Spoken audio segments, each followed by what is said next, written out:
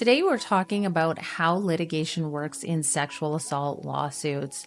I'm Natalie Gerry, the principal lawyer with Gerry Law. I help injured people get the compensation that they deserve for their injuries.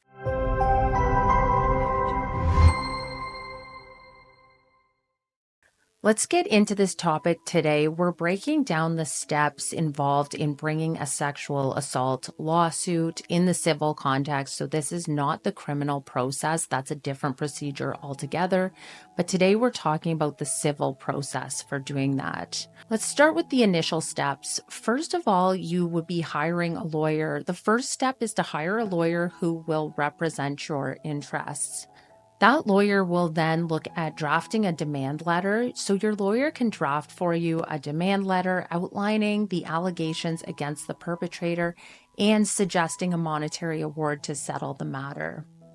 The next step that you can do is look at if you're settling the matter is a non-disclosure agreement that the perpetrator would want you to sign to keep the matter private to protect their reputation.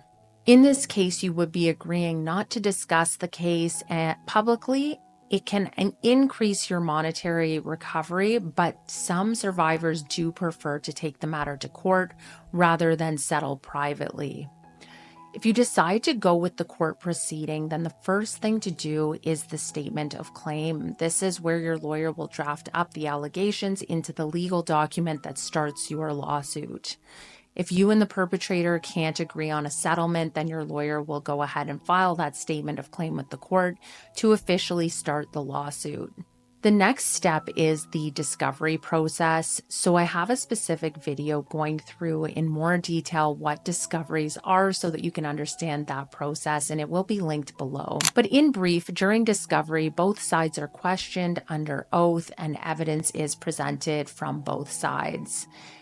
Experts might also be called to discuss the harm done to you and related to any of the losses that you've sustained, like your inability to continue with your work. So this would not be part of the examination for discovery that you were involved in, but the expert reports would be obtained by your lawyer after that. The next step would be to go to the pretrial, and there are some negotiation steps in the lawsuit. But then if all of this fails, then you go to the trial. And at the trial, this is where the witnesses testify, where you would be telling your story and where both sides have the opportunity to present their evidence. In terms of deciding the case, if the case goes to trial, the court will decide, a judge will decide, or a judge and jury will decide if the alleged abuse occurred, how much harm the abuse caused to you, if those harms led to any financial or personal losses, and the amount of those losses. In looking at confidentiality, many sexual assault survivors feel shame and guilt, so lawyers often like to file motions to protect their identities, and this can involve using pseudonyms or banning the publication of the victim or survivor's name. So this would keep your allegations out of the public record. I do have another video specifically on that topic in Ontario and how that works, so please check that one out. We'll also link that one below.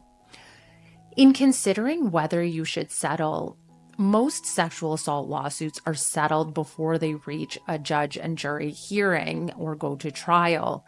Settling means you won't have to relive the trauma in court, and the defendant won't have to publicly admit or publicly be found of wrongdoing.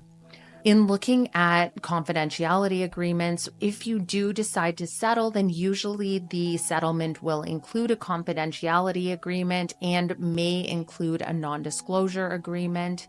They usually do include confidentiality agreements, though, where there could be carved out provisions that you can still speak with healthcare providers and family members, but just not speak publicly on social media or with the media generally. In looking at costs and considerations, trials can be costly and they are emotionally draining and can be re-traumatizing.